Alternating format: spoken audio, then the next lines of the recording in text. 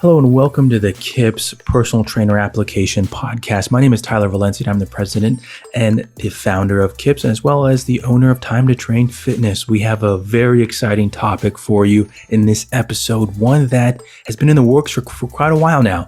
We have my friend and the owner of Engearment and Colorado Personal Fitness, Sewell. He has been on the podcast already twice, so he's his third time coming on the podcast. He's the only person that's been on the podcast 3 times. And there's a reason, because he's got great content to share, a lot of information that any personal trainer, group instructor, strength coach, anybody just trying to hustle these days, he has that information for you today. So first, Sean, thank you for coming on the podcast. Oh, my pleasure, Tyler. Always fun talking with you. I enjoyed our conversation before we push record, and just always a pleasure, and I'm looking forward to helping out as many people as possible with affiliate marketing and linking. Love it.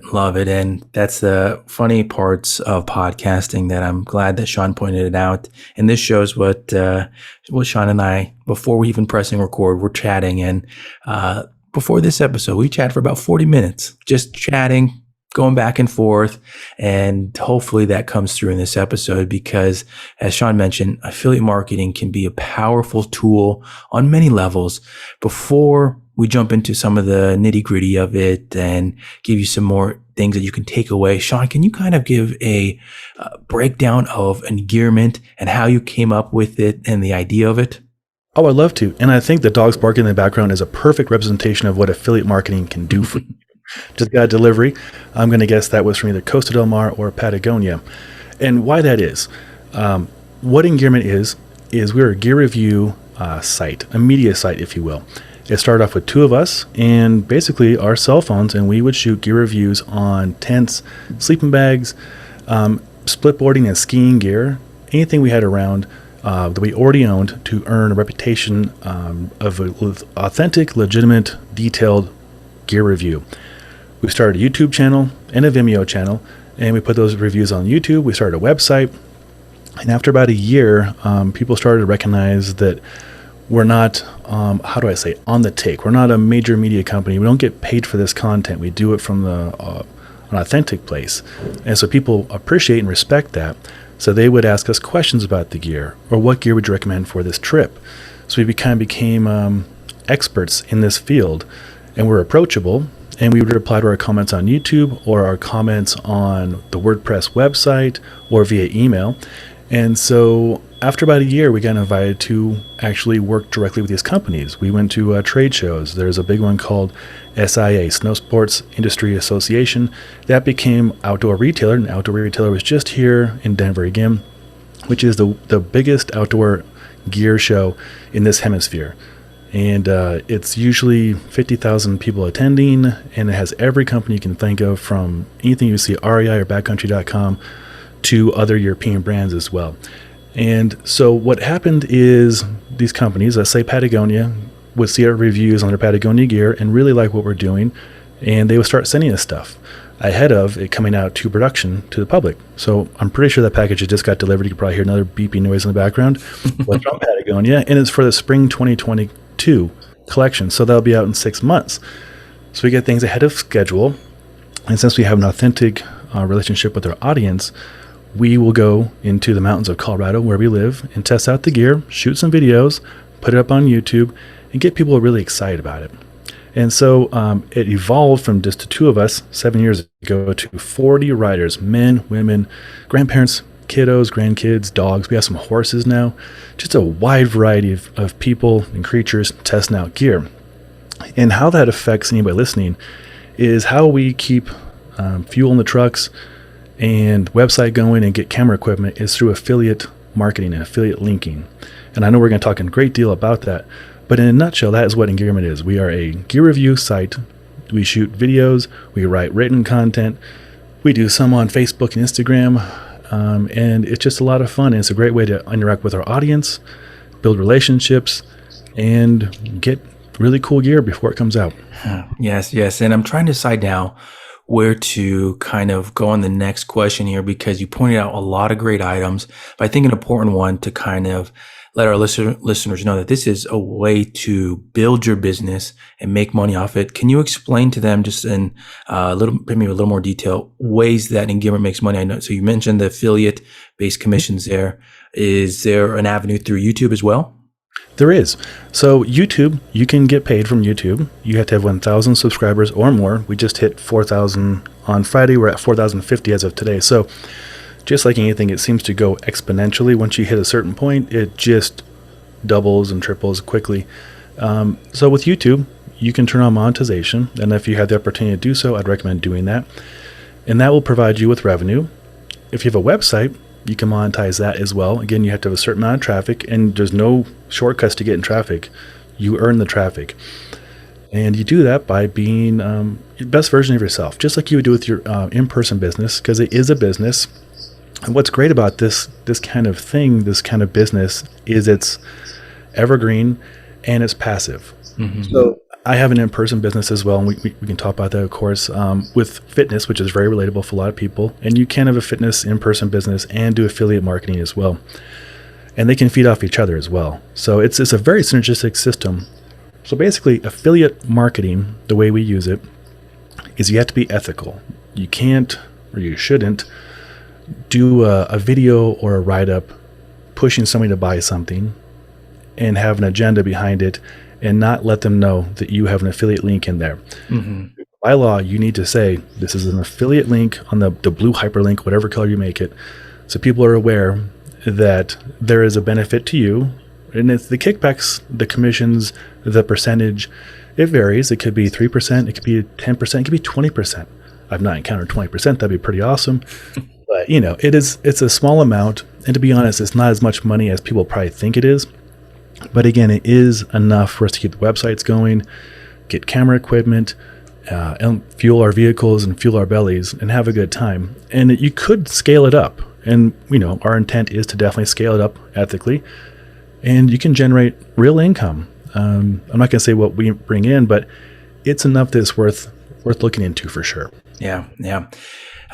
I have to point out the parts that you keep saying about being real, because that is something that I really appreciate you saying those, that the realness comes through in the content you make. I think when we are being business owners or being fitness professionals, we're trying to think, okay, where is that line in the sand? Am I going to be more me? Am I going to be more my business? Where can I make this work together? And I just had that conversation today with an instructor about being themselves. That is you. People come to see you. They come back because they build that relationship. They build that. It might seem like, oh, people can't do that through the screen. Yeah, you can. You feel like you are invested in watching these videos because you almost know that person. I watch, this is a side note and a small tangent here, but I watch YouTube quite a bit and I watch a lot of food stuff. And I feel like I know the people that are on the screen, even though they have no idea who I am. But these YouTubers, these food YouTubers, you feel like okay, their name, what kinds of food they like, what types of stuff they tend to do, people in their family, who they're dating, stuff like that. And you can create those types of relationships through the screen by being you. And that's such a good point for people looking into this, because I think people often they see the brands that they like and they see on their website, like, oh, they have an affiliate area. Like, how can I do this? What steps do I need to take? I've had this conversation recently with people, and the first part that I bring up with them is, can you create content consistently? Can you do that? Can you put that a part of your schedule? Because if you're going to start, you might be they might be a little unencouraged at first because I'm not getting any hits on this. People aren't really watching it. This feels like it's a waste of time, but you have to be willing to stick with it and looking into different areas of it. Sean, when you first started, can you kind of paint that picture of what the videos were like and kind of maybe the initial traffic for Engearment and that filming setup too? Of course. And I love this question on a lot of levels. How was it when we first started? It was fun. Our camera setup was literally our cell phone. No microphones, no lenses, not even a tripod. It was bare bones, for sure. And but also, as fun as it was also a lot of work. And patience. As with any business, you have to have patience. We had people come on and come off, join the team and then leave. In fact, my business partner left 3 years ago because it's a lot of work. But to give you some scale and context, been at this for 7 years. And like I mentioned, it was 2 of us to start this. It took us probably 3 or 4 years to get 1,000 people subscribed to YouTube channel, and then 2 years to double that, and then 1 year to double that.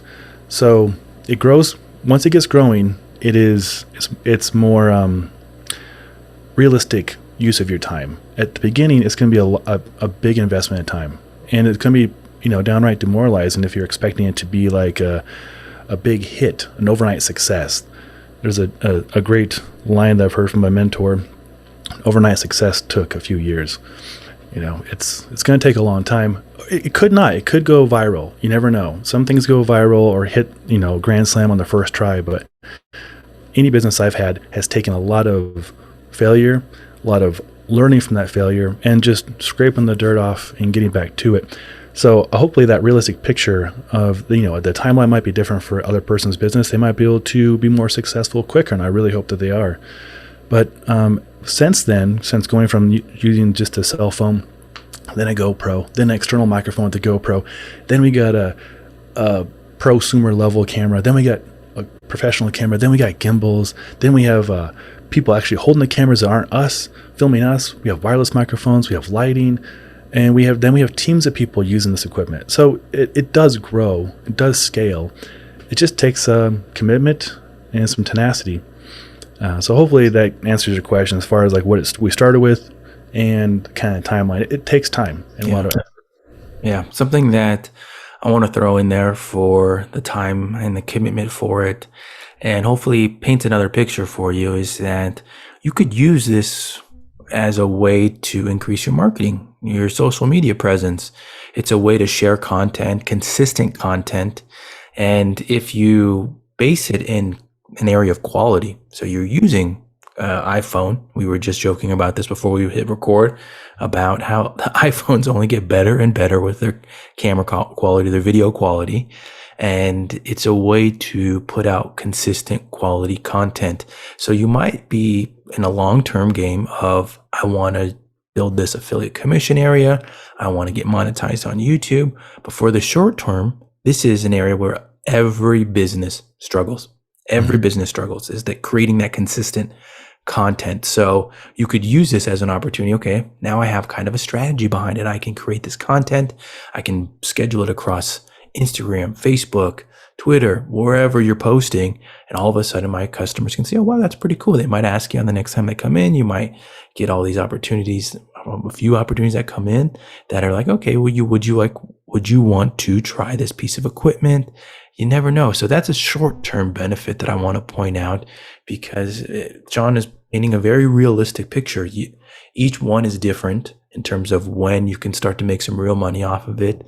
A YouTuber that we had on this podcast that does exercise-based YouTube workouts, she, I think it was 8 months, 9 months to get monetized, and she has a big following, but everything is different. And that where she does workouts, Sean, we're talking about affiliate commissions. It's different businesses. And so it's hard to say, oh, wow, that person got monetized right away, or they took X amount of years to get monetized.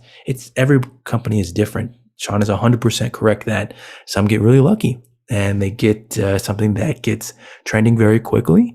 I can share that with one of our YouTube channels with my other company, Time to Train, that we have videos that have 10, 15,000 views, but we're not monetized yet. That's the goal eventually, but we use it as a tool for marketing. And our videos, some of them do have tons of views, but it's just a process.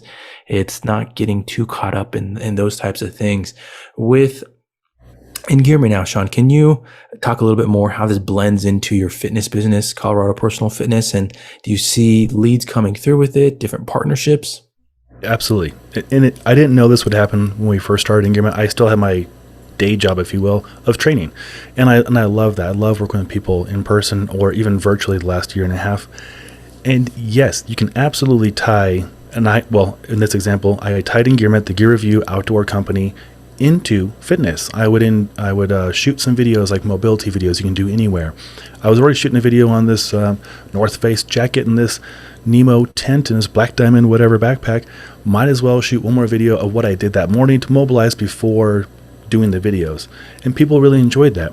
And also, oftentimes we'll review fitness gear as well, or gear that can be multi-purpose, shoes, for example, or clothing. And so we'll shoot that in our gym facility, and in the background, our gym is really, in my opinion, very attractive. It's founded by a vet.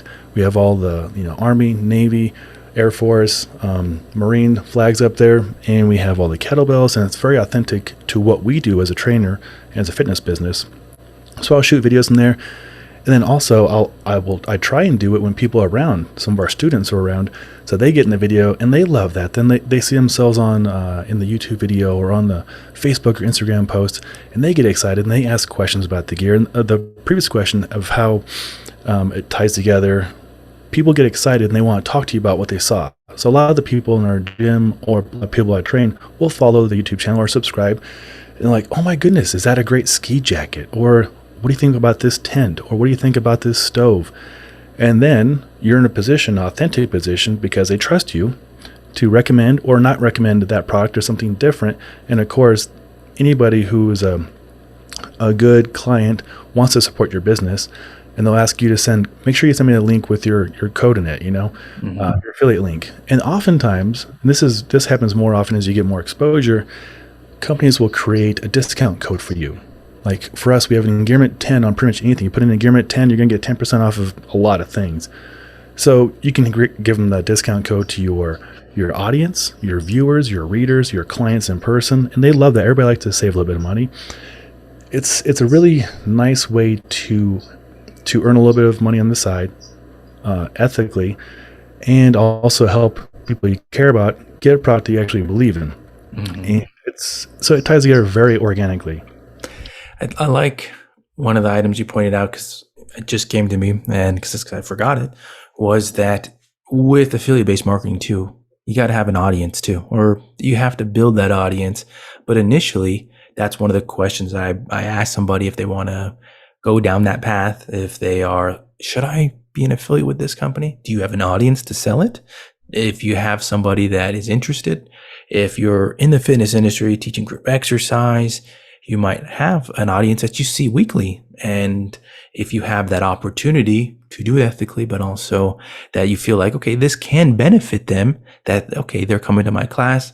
A common one, I feel like, is the nutrition supplements. And I will admit that I've gone down that path before. I don't recommend, or I'm not an affiliate with any of them now, but I have gone down that path because I had an audience. I wanted to try them myself. That's typically something when I do, if I'm doing a affiliate based video, is I try it for myself for a bit, unless I'm doing they call it an unboxing video. I've done those before where it's like an initial reaction to it. Here's some of the specs of it. But if you have an audience that people are going to watch, they're going to listen, they're going to potentially purchase, it can be a nice little extra cash. A good example of this, continuing on that thread about group exercises, let's say I have a boot camp. I have my members, and all of a sudden I'm going to require them to have a certain mat, an exercise mat, or a piece of equipment.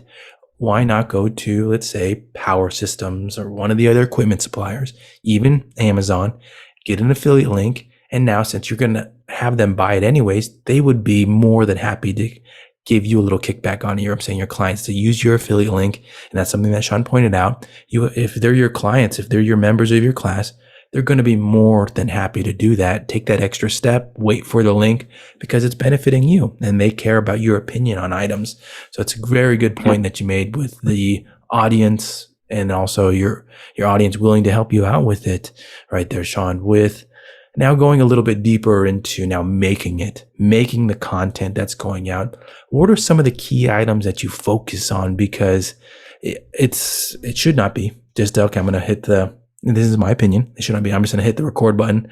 There's always some prep that goes behind it. What are some of those items that you focus on your prep, but also when you're filming it? Oh, this is fun. I like this. Yeah. So you could have a script. Absolutely. The only thing, the first thing is I go into it excited. I want to share why I'm excited about whatever we're working with, and some general observations, how I've used the product or the service. And then oftentimes it is an item is a certain size. Clothing or shoes is a good example. So I'll say my reference of how big I am, 6'1", 45-inch chest, whatever, and then this is a size extra large. This is how it fits on me, and then I'll go through how it fits, go through a range of motion, so they get an idea of how it might operate or or look. And then I go over the specifications. What is this thing made of? And then what are some of the claimed benefits? Did I notice those claimed benefits? And then I overall take. And I tell you 99% of the time I will forget part of one of those categories. And as long as it's not just straight up missed completely, I'll go with that first, second, or third take. Sometimes, and this is the biggest culprit of a video not going well, is audio. And that might not make sense to a lot of people, but people will come for the video, but they'll leave or they'll stay for the audio. Meaning, I do most of my reviews and shooting outside in the mountains, right at tree line. That's a lot of wind. So if you're shooting just with your cell phone, there's a good chance that wind is going to come through at one point and it's going to clip your audio and going to sound pretty bad. People don't appreciate that. You probably don't appreciate either hearing it clipping your ears. So you can get a lavalier microphone, or you can get a shotgun microphone, or you can control the audio, meaning you can shoot inside. So my thoughts are, when I go into the video, the excitement, the specs, how I used it, whatever sizes might be reflective in that item, and then also where I'm shooting it. That's probably the first thing I think about, is where am I going to shoot this video? Like I said, I shoot most of mine outside, and I will shoot them I feel like a very attractive background, and I want to immerse people in the area that I'm using this product or service, so they get a feel for where we're using everything. And also it looks good, and oftentimes my dogs are in the videos too. Most people like dogs, so that's a bonus right there. So yeah, like you, I don't have a big script. I find if I have a script, I'll get 2 sentences into it and I'll get excited and go a different tangent. I think you pointed out something that you've been really focusing on. That's a key point of it, is the realness of it. I think that like a technical term for like kind of what you have, videos that I've watched that you do, they're kind of like the unboxing or like your initial reactions to it. And I can attest that Sean does have very attractive backgrounds when he does these.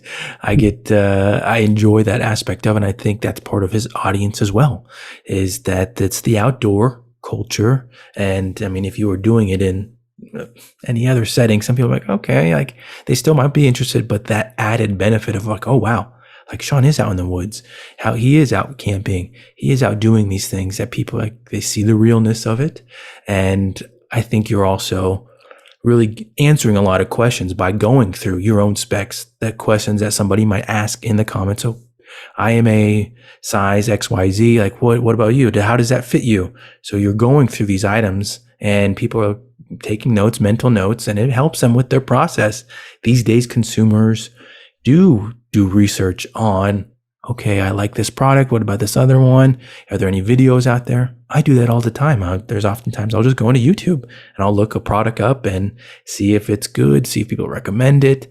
And the information that Sean provides in these videos is something that saves them time. And if it comes off authentic, yeah, there's a high chance that they're going to buy it, or they're going to take that extra step to, if they like the video, scroll down and hit that affiliate link that you have in there to take that extra step for it. So I think that there's so many ways of going at it. And I will admit that I'm somebody that I do a kind of an outline when I make affiliate-based videos. I actually still have one pulled up on the computer right now, and it's for one I did a smartwatch on. That was something that Sean and I were talking about before, is smartwatches. And I bought I'll call it a knockoff Apple Watch, but the outline that I made, it's about a page long, but it's just kind of structure. And I feel like it helps me with putting my words, there we go. I can't even say words, my words together before I hit the record button. I just typed them out. So I kind of know what I'm going to say. And so then once the record is going, it just kind of flows out a little more smoother, and to make sure that I'm hitting all the points. And with editing, you can cut out things that don't sound good or things that you don't want in. So if you mess up, those kinds of things, it does help that way. And that kind of transitions to our next part of it with yourself, Sean, and many fitness pros. We're on the go. We're at the gym. We're going to a client's place. And this was something really fascinating that Sean and I were talking about. Sean, can you give a breakdown of your filming and editing process when you're out in the mountains, out in the woods? Can you kind of give the audience an idea of what that looks like? Oh, 100%. And I'll do one better. I'll show, or I'll tell you guys what I use, and then I'll tell you what you can get by with as well. Yeah, nice. Because it can be an investment. I know people on YouTube who have an amazing setup. In fact, I watched a half-hour video on what people use. A lot of YouTubers I really respect, like Peter McKinnon and Potato Jet and these other people. It's amazing setups. But they also have like 1 million followers. They generate a lot of revenue, so they can reinvest it in their setup. So with all that being said, my go-to setup is actually not my most expensive setup. It's actually middle of the road. I use a Sony ZV-1 camera. It's like $650, and Rode wireless microphones, and they're $200. So under $1,000, and I have 4K capability, professional audio, and a bunch of batteries, because the batteries don't last very long, especially when you're shooting a 4K 100 megabytes per second videos. But it's good enough for everything we do. I've been hired by professionals, I won't mention who, but they have books out, and they're really big deals, and I've used this camera to film them. And I've recommended it to a lot of fitness professionals because it also can be used as a really nice webcam. It gives you a bokeh background. It helps you stand out. It's got great autofocus. And these are things that might not make any sense to a person right now, but once you start filming things, you may notice little nuances on other people's videos, and you're like, how do they do that? Often with a decent camera like I'm mentioning to you. And so I keep that in my backpack at all times. The ZV-1 Sony camera, the wireless microphone, and my basic M1 MacBook Pro. Just a little computer. All this is, I don't know, the computer's probably $1,200, $1,300. Not the best one out there at all, but it renders 4K video quick enough, and my workflow is really quick. I will shoot a video, I'll shoot a few different takes probably, and I'll barely edit it. I made my own logos and put a logo at the beginning, a logo at the end, and the logos you can buy. Actually, Tyler turned me on to get a logo, and I think it cost me $75. But now I learned how to make them, so I just make them for myself and my friends. And it becomes really streamlined. So intro video or intro logo to the video, outro logo. And I don't adjust much. I push like auto basically in iMovie. So if you have an iPhone, you have iMovie already. It's a very powerful software. And export it, throw it up to YouTube. And here's the cool thing. YouTube is the second biggest search engine. So Google and then YouTube. And that's why I don't spend as much time on Facebook, Instagram, TikTok, and other things. Not that they're not relevant, and I'm sure they are, but people don't, in my opinion, usually go to learn something on Instagram. They will probably go to YouTube to learn how to fix the refrigerator, how to do a kettlebell swing, how to do whatever, or a review on something. So we use YouTube. So my workflow is pretty freaking fast, actually.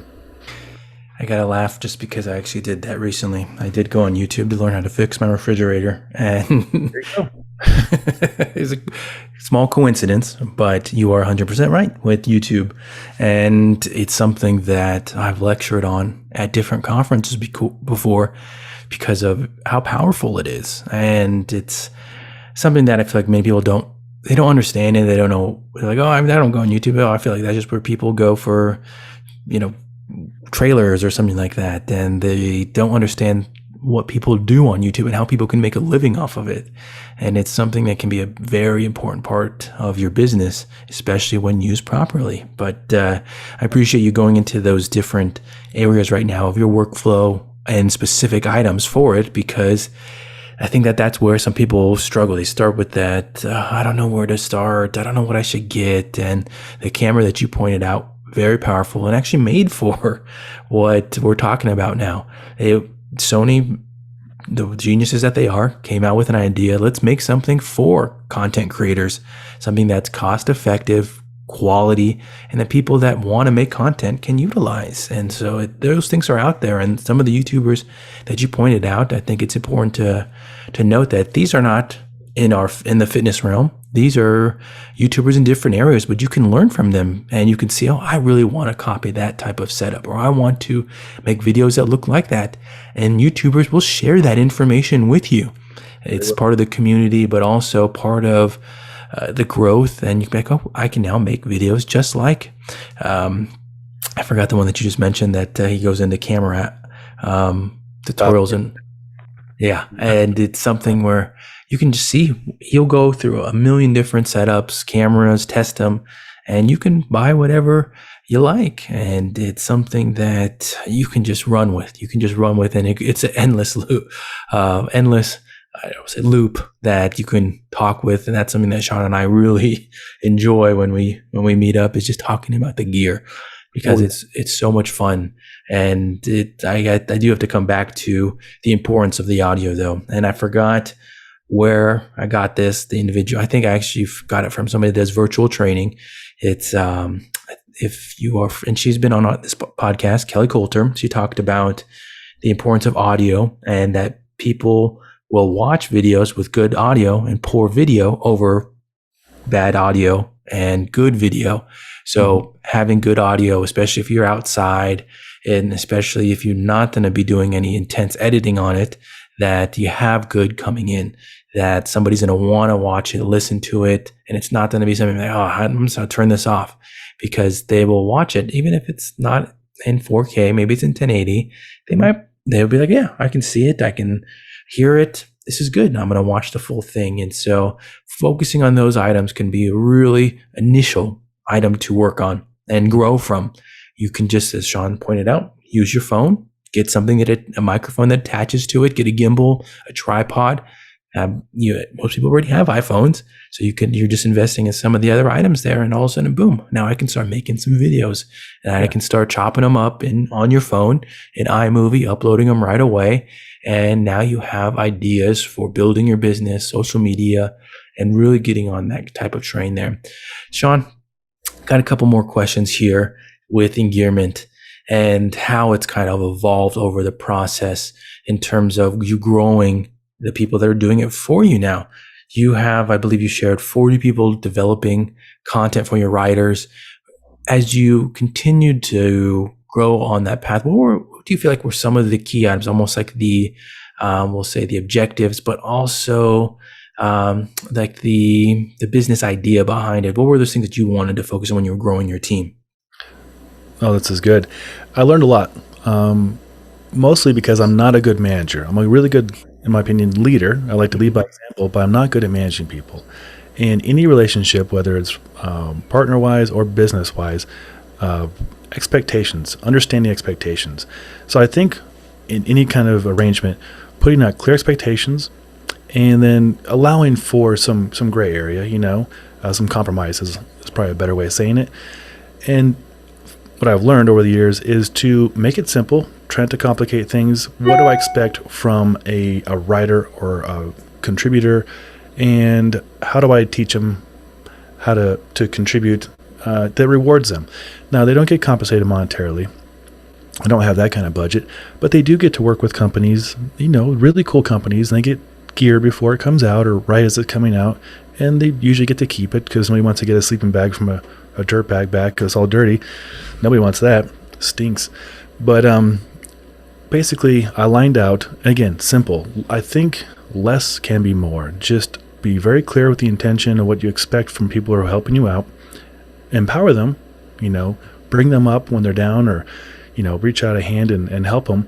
Because a lot of people, they appreciate having a purpose, and they want to contribute and they want to help. But if they don't know how to, everybody's kind of at a loss. So clear communication, realistic expectations, and having fun. I mean, the bottom line is we're doing this to have fun. This is not our main job. This is just something we do almost like therapeutic. Going outside in our realm, going outside and being active is therapeutic in itself. Getting to be creative, to write, to shoot a video is even more rewarding. And back to the question, I didn't elaborate as much as I want to, but I'll be really quick. You can get by, like Tyler said, just with a phone and then a lavalier microphone like you mentioned, and or that wireless microphone, and you're out $20 for a lavalier, maybe $200 for the wireless. Tripods are like $30. You can start right there. And like you said, the video quality is great. So a lot of the writers what I'll do for them, or the video people, I'll buy them a tripod and I'll send them over a $20 microphone. So I'm out not that much, maybe $50. They're now empowered with two of my favorite tools, and they already have the most important tool, their phone, on them. And so next time they're out with their family doing their camping trip, they can shoot a video on that kid carrier backpack they have or what have you in the moment when they're excited about it. And it's in their authentic voice. Yep. And again, but it's within our parameters. You know, we don't have a lot of parameters. Just be kind, be authentic, be accurate. And I think those are good business practices across any board for that matter. Yeah. Oh, yeah. I think that blends into things that you mentioned before with being real on the videos. I think that we share a common value with that in terms of when I bring somebody on board for my company, Time to Train, I tell them this. I tell them that I'm not going to be giving too much feedback on your workout. I care more about the video setup and whatnot, but the video or the workout itself, that's you. You be you. You be the person that you want to showcase in this video because they're going to come back for you. If they like you, they'll come back for you. They'll see that realness.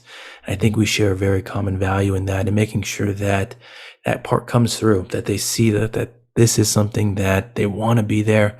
And we're not trying to overbear them in that area. But a fun question for you now with this, and this is an opportunity to name drop if you want, but what types of partnerships have you really enjoyed? Can you run us through some of those fun ones that you've had? Love to. This week alone, I can drop some big names. It's like pinch me moments. Literally, like every week, it's a pinch me moment pops up. This week alone, worked with Patagonia, and again, we're having meetings with them, going over gear that comes out in 2022. Currently, as Tyler and I are talking, it is 2021 in late summer, so we're quite a bit ahead right there. Equally big company, Arc'teryx. It's a very well-respected company. Their equipment is rather large investment, and we've worked and earned our way to work with them directly. And then Peak Design, which is a really cool camera-based company, camera accessories, I should say, backpacks, duffel bags, and tripods and such. We met with them in person 2 weeks ago, had a beer with them, some pizza, went over what's coming out. And Outdoor Research, which is another great company for your skiers and snowboarders and climbers out there. We work with them. It blows my mind that we get the opportunity to work with these companies on a very often basis and directly communicate with them. And oftentimes, I have a podcast as well. We'll have them on the podcast and talk about what's coming out or what they're excited about. And bottom line, we're all doing the best we can, and we're trying to help people, and they're trying to help people and build gear to help people. Behind every company is a real person who started that company. Patagonia was founded by Yvon Chouinard in a chicken coop in California. He wanted to make better climbing stuff. He learned how to become a blacksmith. That's a pretty cool story, That's a real person. And so there's a reason the outdoor gear costs how much it costs. It takes a lot of time to develop. But, behind the scenes, these are real people that do the same things we do. And it's just really cool and gratifying to create meaningful relationships with them. And again, it's a pinch me moment every week. I love it, Sean. Well, Sean, as we wrap up this podcast, can you give listeners where they can find more information about yourself, Engearment, Colorado, personal fitness, at websites, Instagram, all that kind of good stuff? Oh, sure. Engearment, you can go to engearment.com. That's where you'll find all our articles from the 40 writers. YouTube is Engearment channel on YouTube. It's we put up probably 4 or 5 videos a week. And then for Colorado Personal Fitness, and both these companies have affiliate marketing going on, or affiliate linking. With Colorado Personal Fitness, I am affiliated with companies that I recommend products-wise, like say TRX or Hyperice or whomever. And so I know we talked a lot about outdoor gear, but as a fitness professional, which is probably a lot of the people listening to this, you can be affiliated with something you believe in, a tool you use or a product you use and recommend. Chances are there's a affiliate linking program for that. And that way you can authentically and ethically recommend something because you already use it with your persons. So ColoradoPersonalFitness.com and then Colorado Personal Fitness on Engearment. And then one last thing to mention, you can become your own affiliate creator too. Mm-hmm. Yeah. So I have an online fitness school, and within that, I have a 10% commission going out. I'm not going to drop the names. I'm not trying to take away from KIPS or anything right now. But you can create your own content and you can reward people for supporting your business. So you can become the person who encourages people to use your services and reward them with payment. So a lot of ways to approach it. Love it. Love it. Episode was packed with information and exactly what, when I started this podcast for KIPS, what I wanted to accomplish, things that people can take away right away, items that they can go purchase to start making content, growing their business, all types of things. So Sean, thank you as always for coming on the podcast, being my friend, being my guest. I love it. Thank you very much. My pleasure. And I hope that at least 1% was helpful for somebody out there. And Tyler, it's always a pleasure chatting with you.